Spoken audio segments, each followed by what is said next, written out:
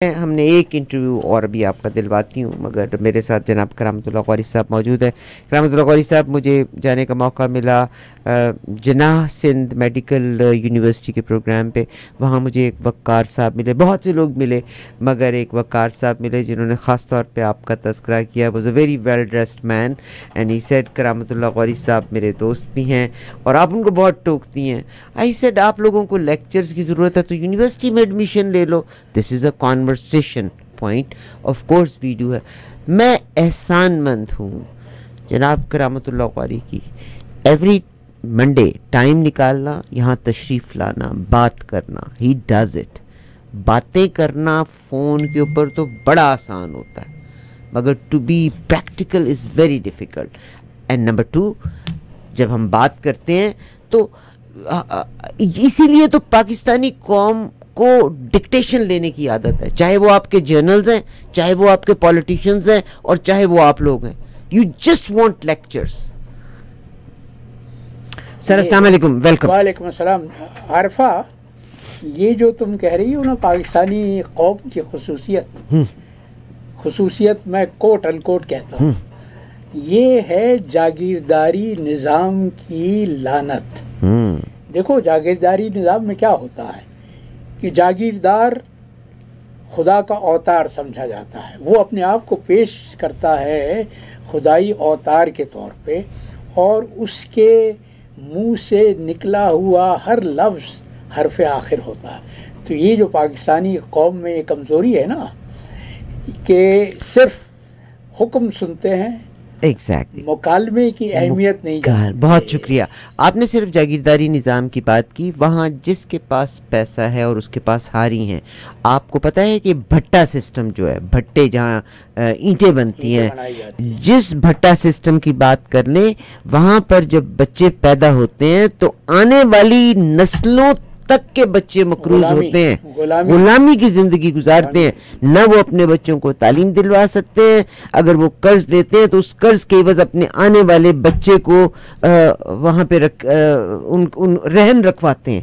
تو ہم اس کے تو this is a communication, not he is not perfect, I am not perfect. ان کی نالج میرے سے بہتر ہے، ان کی لوگوں سے میل ملاقات یقیناً اس لحاظ سے ڈپلومیٹک پوائنٹ آف ویو سے وہ جان سکتے ہیں، مگر وی کمیونیکیٹ ہیئر۔ جی، پاکستان کے لحاظ سے سر ٹائم کم ہے اور مقابلہ سخت ہے۔ ابھی آج پتہ چلا ہے کہ افغانستان اور ایران کے درمیان ایک ملاقات ہونے جا رہی تھی جس میں افغانستان کے لوگوں نے ایران میں جا کے ملنا تھا۔ افغانستان کے بارڈر میں سے 3 اسرائیلیوں کو انہوں نے اریسٹ کیا ہے جنہوں نے سبوتاژ کرنا تھا۔ ایران نے یہ کہا ہے کہ انہوں نے ہمارے نیوکلیئرز پہ اٹیک کرنا تھا۔ یہ تینوں کے تینوں لوگ جو پکڑے گئے ہیں ان کو ایز اے دہشت گرد آپ سمجھیں کیا، جاسوس، ایز اے جاسوس ان کو پکڑا گیا، حراست میں لے لیا گیا۔ اور جو ایرانی وزیر خارجہ ہیں اور انہوں نے کہا ہے کہ انہوں نے ہمارے جو نیوکلیئر پروگرام ہے اس کو ڈرون کے ذریعے اٹیک کر کے تباہ کرنا تھا۔ جی سر۔ ایران کے نیوکلیئر پروگرام کے متعلق تو اسرائیل اور اسرائیلی رہنما ایک عرصے سے پروپیگنڈا کرتے رہے ہیں۔ وہ اسرائیل کا یہ کہنا ہے کہ ایران ایٹم بم بنا چکا ہے یا بنانے کے بہت قریب ہے، اور اسی لیے نیتن یاہو تو امریکہ سے ایک عرصے سے اصرار کر رہا ہے کہ ایران کے خلاف وہ طاقت کو آزمایا جائے، اور وہ جو جس کو جنگی اصطلاح میں کہتے ہیں پری ایمپٹیو اسٹرائک کی جائے۔ لیکن ایران کا میزائل سسٹم اب اتنا ترقی یافتہ ہو چکا ہے، اتنا ڈیولپ کر چکے ہیں وہ اپنے میزائلز کو، یہ جو فلسطینی جو ڈرون استعمال کر رہے ہیں یا میزائل استعمال کر رہے ہیں وہ یقیناً ایران کی مدد سے کر رہے ہیں۔ اچھا سر، میں اب آپ کو امریکہ کہتے ہیں کسی حد تک تنہا ہوتا جا رہا ہے کہ انٹرنیشنل پلیٹ فارم کے اوپر، بلکہ کینیڈا میں ایک اسٹرائک ہوئی ہے جس میں آئی کمپلیمنٹ کہ بے شمار یہودی لوگ اس میں شامل تھے، بے شمار ربائز اس میں شامل تھے، بے شمار جوئش لڑکیاں اور بچے، دیور کرائنگ، دیور بینرز بھی انہوں نے اٹھائے ہوئے تھے، وہ شامل صاحب اینتھنی بلنکن نے چوری چوری سفر کیا، راتوں میں اردن گئے ہیں، عراق گئے ہیں، ترکی گئے ہیں، 3 دن سے مسلمان ممالک میں گھوم رہے ہیں، مگر سنا ان کو کامیابی کوئی نہیں ہو رہی۔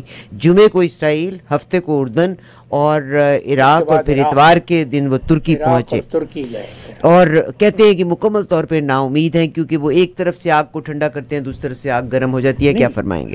وہ آگ کو ٹھنڈا کہاں کر رہے ہیں بھائی؟ یہ جو اسرائیل جو کچھ کر رہا ہے، جس طرح کی وحشیانہ بمباری غزہ میں ہو رہی ہے، میں تو اپنی آنکھوں سے دیکھ کر آ رہا ہوں ابھی ٹیلی ویژن پر۔ الجزیرہ واحد ٹیلی ویژن چینل ہے جو مستقل ہر پہلو سے غزہ پر کوریج کر رہا ہے، اور ابھی جو میں مناظر دیکھ کر آیا ہوں، مگر اسرائیل اس کو بند کروانا چاہ رہا ہے، لیکن بند کروا نہیں چاہتے اصل انہوں نے ویسے کسی حد تک اس کی پالیسی کو چینج کر دیا نہیں، تاحال تو کوئی تبدیلی نہیں ہے، کوئی تبدیلی نہیں۔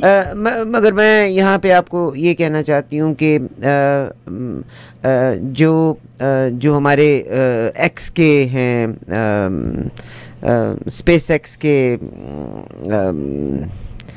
انہوں نے جو ایلان مسک نے غزہ کے علاقے میں لائٹ نہیں ہے، انٹرنیٹ نہیں ہے، جب انٹرنیٹ پرووائڈ کیا، جس کی وجہ سے دیکھیے صاحب، ایلان مسک کو آپ اس کا کریڈٹ دیں گے، بالکل you have to give the credit to ہم، چاہیے، یہ انسانیت ہے، یہ انسانی ہمدردی ہے جی۔ تو انہوں نے جب دیا ہے، تو غزہ اگر اس وقت الجزیرہ کور کر رہا ہے تو اس کا مقصد ہے کہ internet is provided by SpaceX which is providing information to them۔ آپ کے جو بائیڈن نے فرمایا ہے، میں کوٹ ان کوٹس میں تاکہ مجھ سے کوئی غلطی نہ ہو، اردن کے وزیر خارجہ انہوں نے کہا، بائیڈن نے 12 اکتوبر کو وائٹ ہاؤس میں جوئش کے ساتھ ایک انہوں نے ملاقات کی ہے، اور جو بائیڈن انہوں نے کہا کہ میں سمجھتا ہوں کہ اسرائیل اور غزہ میں ہونے والی خون ریزی اور سانے کے بعد مشرق وسطیٰ میں کچھ بہتر نتائج برآمد ہو سکتے ہیں، لیکن پھر بھی مجھے امید پرست کہا جاتا ہے، مگر اگر ہم مشرق وسطیٰ کے حالات کو دیکھیں تو تھوڑا مختلف نظر آتا ہے۔ اس کو کیسے فرمائیں گے آپ؟ نہیں، جو بائیڈن کو تو کوئی ہوش ہی نہیں ہے کہ وہ کیا بیان دے رہے ہیں، وہ تو دیکھو نا، امریکہ کی منافقت کا اس سے بڑا ثبوت کیا ہوگا کہ امریکہ نے 1 مہینے سے زیادہ ہو چکا ہے اس معاملے کو شروع ہوئے ہوئے، لیکن اقوام متحدہ کی سلامتی کونسل میں آج تک کوئی قرارداد منظور نہیں ہو سکی، اس لیے کہ امریکہ یہ نہیں چاہتا کہ اسرائیل کی تشددانہ کارروائیاں غزہ میں بند ہو جائیں۔ امریکہ سیز فائر کے جنگ بندی کے حق میں نہیں ہے۔ وہ تو تم نے دیکھا ہے کہ جو بائیڈن، ایک تو پہلی بار تاریخ میں ہوا کہ کوئی صدر جنگ کے عالم میں دوڑا ہوا اسرائیل کی حمایت کا اعلان کرنے کے لیے اسرائیل پہنچا ہو، اور اس کے بعد اور اس نے کنفیس کیا ہو کہ میرے بڑے اس کا شکار ہوئے تھے اور میں یہودی ہوں۔ وہ تو وہ بانگ دہل کہتا آیا ہے کہ میں زائنسٹ ہوں، میں یہودی نہیں ہوں، آئی ایم اے زائنسٹ۔ اور دیکھو، یہ فرق یہودیوں اور صہیونیوں کے درمیان، بٹوین جیوز اینڈ زائنسٹ، فرق کو سمجھنا بہت ضروری ہے۔ زائنزم ایک سیاسی تحریک ہے جو یورپ میں شروع ہوئی، یورپ کے یہودیوں نے شروع کی، اور انہوں نے اسرائیل کا ملک حاصل کیا۔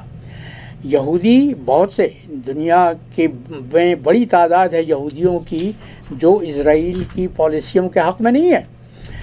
تو جو بائیڈن کو اپنے اس کارنامے پر فخر ہے کہ وہ زائنسٹ ہیں اور وہ زائنزم کی حمایت کر رہے ہیں، انہوں نے تل ابیب سے واپس جا کے امریکہ پہنچ کے سب سے پہلا کام کیا کیا؟ انہوں نے کانگریس سے $14 ارب کی اسرائیل کے لیے خصوصی امداد کا قانون منظور کروایا. تو جب ایک طرف امریکہ کا کھلا رویہ یہ ہو کہ وہ اسرائیل کی ہر طرح سے حمایت کر رہا ہے، نہ صرف حمایت کر رہا ہے، وہ جو کہتے ہیں نا ہم اپنی زبان میں دامے درمے سخنے، تو امریکہ تینوں طرح سے اسرائیل کی حمایت کر رہا ہے، اس کی امداد کر رہا ہے. یہ جو سارا اسرائیلی جنگ میں جو اسلحہ استعمال ہو رہا ہے، یہ کہاں سے آیا ہے؟ یہ تو امریکہ کا فراہم کردہ ہے. تو امریکہ ایک طرف تو اسرائیل کی ہوس جنگ کو تیز کر رہا ہے، دوسری طرف وہ دنیا کو یہ بھی دکھانا چاہتے ہیں کہ وہ امن کے خواہاں ہیں اور کسی طرح سے یہ چاہتے ہیں. مگر عرب ممالک تو اب میرا خیال ہے، کیونکہ اینتھنی بلنکن نے جو ٹریول کیا ہے 5 ملکوں کے درمیان 4 دنوں میں، اور ان کی شنید کوئی نہیں ہوئی. شنید یوں نہیں ہوئی کہ عرب حکمراں دیکھ رہے ہیں کہ ان کے عوام کا جذبہ کیا ہے. ڈو یو تھنک کہ سعودی عربیہ اپنی بیسز امریکہ کو دے گا اگینسٹ یمن؟ کیونکہ سعودی عربیہ یمن کے ساتھ لڑائی میں تو آپ کو پہلے بھی یمن کی آگ تو ٹھنڈی پڑ گئی، مگر ڈو یو تھنک کہ یہ اپنی بیسز دے سکتا ہے at the end of the day Jordan کے اگینسٹ، اور تاکہ ادھر سے اسرائیل آئے، ادھر سے سعودی عربیہ؟ میں نہیں سمجھتا کہ اب اس سانحے کے بعد سعودی حکومت کسی طرح کی رعایت امریکہ کو دے گی.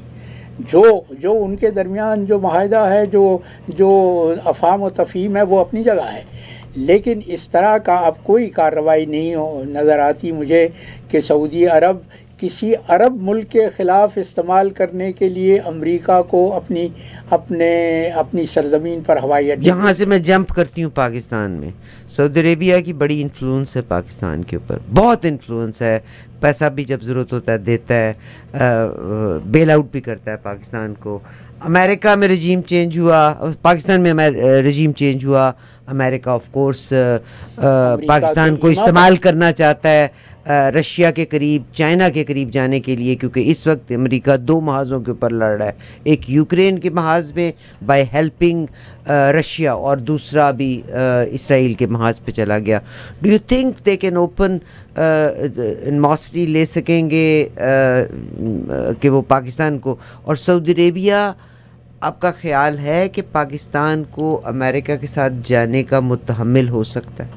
کیونکہ سعودی عربیہ کا چائنا کے ساتھ بھی تو پیکٹ چل رہا ہے. نہیں، سعودی حکمراں اس وقت، اور کریڈٹ سارا جاتا ہے محمد بن سلمان کو، جو اصل میں سعودی حکمراں ہیں. بادشاہ تو صرف ینگ مین، اور اس نے جس سلیقے سے سعودی پالیسی کو امریکہ کی گود سے نکالا ہے، میں سمجھتا ہوں کہ وہ قابل تحسین کارنامہ ہے. چین کے ساتھ تعلقات استوار کرنا، چین کے ساتھ تیل، یعنی ایک آدمی کی موت دیکھیے کتنا بڑی چینج لے کے آئی. جمال خاشقجی کی ڈیتھ ہوتی ہے، ٹرکی استعمال ہوتا ہے، اور امریکہ کے جو بائیڈن نے کہا تھا کہ اس کے ہاتھوں پہ ایم بی ایس کے ہاتھوں پہ خون ہے جمال خاشقجی کا، ٹھیک ہے، اور ہم ان کو مس ٹریٹ کریں گے. یہ بھی دعویٰ کیا تھا کہ he will make Saudi Arabia an outcast. اچھا، پھر انہوں نے یہ کہا تھا کہ اگر ہم چاہیں تو we can nail them down any minute. تو جس پہ he stood up اینڈ انہوں نے اپنی ٹائز جو تھیں وہ رشیا اور چائنا کے ساتھ کر لی. پاکستان میں اس وقت پہلا مسئلہ چل رہا تھا، بڑی ڈسٹربنس ہے، مگر پاکستان کا ایک المیہ یہ ہے کہ کوئی ایک مصیبت چل رہی ہوتی ہے نا تو ہم دھوکہ دے کے دوسری طرف لوگوں کی توجہ لے جائے. ایک تو ٹیررزم بڑا کامن ہوا ہے، ابھی بھی آج بھی جو ایک اٹیک ہوا ہے، I am very saddened by to سے کہ ہمارے سیکورٹی اہلکار جو ہیں ان کی شہادت ہوئی ہے، آرمی آفیسرز کی شہادت ہوئی ہے. افغانیوں کو اتنا عرصہ گود میں بٹھایا، ان کو کھلایا پلایا، اور آج ٹیررزم پھر عام ہو گیا. کیا فرمائیں گے آپ کو؟ کیا ہمارے اداروں کی کمزوری ہے؟ اداروں کی کمزوری ہے، غلط پالیسیاں ہیں. ایک تو یہ اس وقت وہ جو تم بات کر رہی تھی نا کہ ہمارے ہاں عام طور سے یہ رویہ رہا ہے کہ جب کوئی کرائسس ہوتی ہے، جب کوئی ایسا معاملہ ہوتا ہے کہ جس میں حکومت اپنے آپ کو گرفتار پاتی ہے تو وہ عوام کی توجہ ڈائیورٹ کر مسئلے سے ہٹانے کے لیے کوئی اور محاذ کھول دیتی ہے۔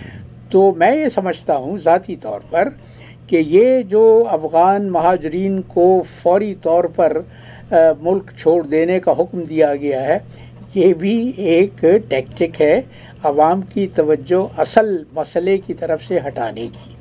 مسئلہ کیا ہے؟ پاکستانی عوام کا سب سے بڑا مسئلہ یہ ہے کہ وہ ملک میں جلد از جلد کھلے عام انتخابات چاہتے ہیں، لیکن پاکستان میں وہ کل رات کو میں دیکھ رہا تھا، کسی نے انٹرنیٹ پہ بہت عمدہ بات کہی، اس نے کہا پاکستان میں یہ جو جنرل الیکشنز ہوتے ہیں نا، تو یہ جرنیلوں کے سائے میں الیکشن کروانے والی بات ہے۔ یہ جنرل الیکشن اس طرح سے نہیں ہے کہ عوام کو موقع دیا جاتا ہے، بلکہ general election by the generals who will rule for the benefits of general, and اس کے بعد جو حکومتیں بنتی ہیں وہ بھی ان کی ڈوریاں بھی وہ جو جی ایچ کیو میں بیٹھے کیا ہوئے ہیں فرمائیں گے آپ؟ نواز کھینچتے رہتے ہیں۔ شریف صاحب آتے ہیں جو ان کو سیکیورٹی دی جا رہی ہے، میں مانتی ہوں کہ مریم نواز شریف صاحبہ کو سیکیورٹی، آرمی کا، پولیس کی پروٹوکولز جو کچھ بھی دیا گیا، ہم چیخا کرتے تھے کہ وزیر اعظم تو شہباز شریف ہیں اور مریم نواز کو کیوں دیا دیا؟ مریم نواز کو کس حیثیت میں دی جاتی ہے؟ چلیے ہم چیخا کرتے تھے، ٹھیک ہے جی، چچا کی وجہ سے دی، مگر نواز شریف صاحب کے پاس کوئی سیٹ نہیں ہے، کوئی کچھ نہیں ہے۔ ابھی جو جس طرح سے وہ اپنی میل ملاقاتیں کر رہے ہیں، اور ابھی جو وہ اپنا گئے ہوئے تھے، مری بھی جب گئے ہیں وہ، تو جس طرح سے پولیس کی گاڑیاں آگے پیچھے، of course he is ex prime minister, eligible بھی ہیں وہ اس کے، تو کیا ہمارا سینٹر اور ہمارے پروونسز جو ہیں دے جسٹ ٹیک ہم ایز اے پرائم منسٹر اس دور میں بھی جب انٹرم گورنمنٹ چل رہی ہے؟ بی بی پاکستان پر تو دیکھو، یہ تو کوئی آج کی بات نہیں ہے، یہ بات تو 70 سال پرانی ہے۔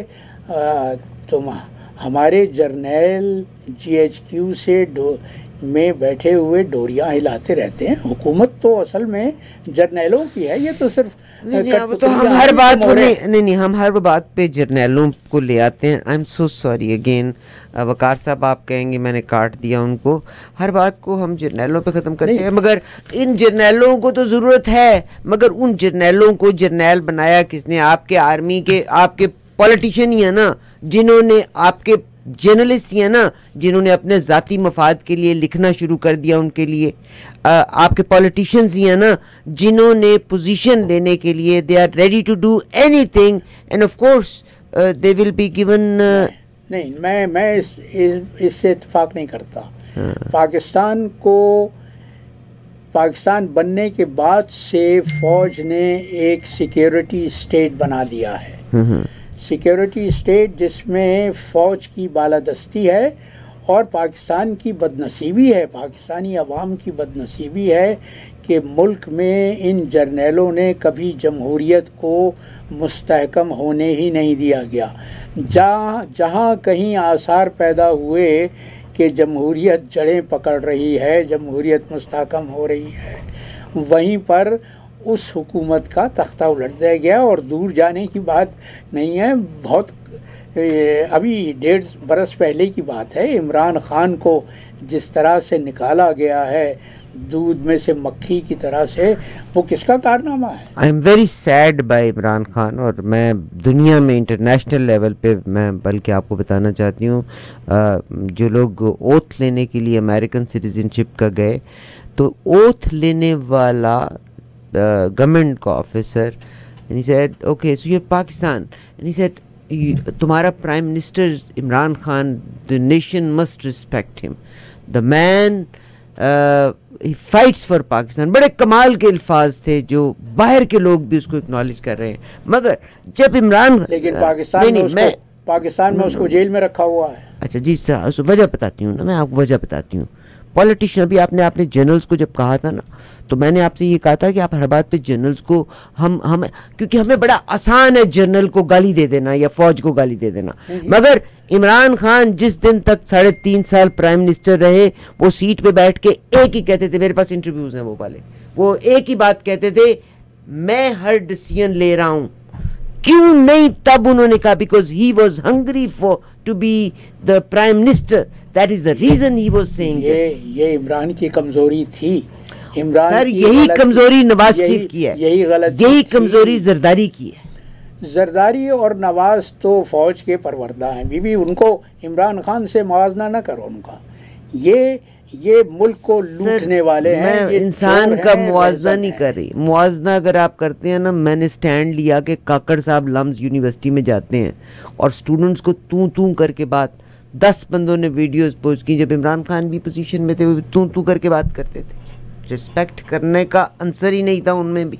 عمران نے کسی یونیورسٹی میں تو اس طرح کا خطاب نہیں کیا جس طرح کا کاکڑ. اور پھر یہ کاکڑ جیسے لوگ کہاں سے آئے ہیں؟ یہ اس شخص کا کسی نے نام سنا تھا؟ یہ تو جی ایچ کیو کی پیداوار ہے نا, یہ عاصم منیر کی پیداوار ہے, یہ ان کا لایا ہوا بندہ ہے. تو یہ پاکستان میں تو یہ مداریوں کا کھیل ایک عرصے سے ہو رہا ہے. جرنیل مداریوں کی طرح ڈگڈگی بجاتے ہیں اور ایک سزا یافتہ مجرم کو جو پروٹوکول دیا گیا ہے, لعنت ہے ہمارے نظام عدل پر. بہت شکریہ جناب کرامت اللہ قاری صاحب. ان دونوں ٹائم بہت کم ہے اور we have to cover the news, we have to cover our sponsors. Karamat بھائی آپ کے میں بہت معافی کی خواستگار ہوں. انشاءاللہ یہ 2 مہینے ایسے مشکل کے ہیں, کوئی معافی کی مانگنے کی یہ 2 مہینے صرف مشکل کے ہیں.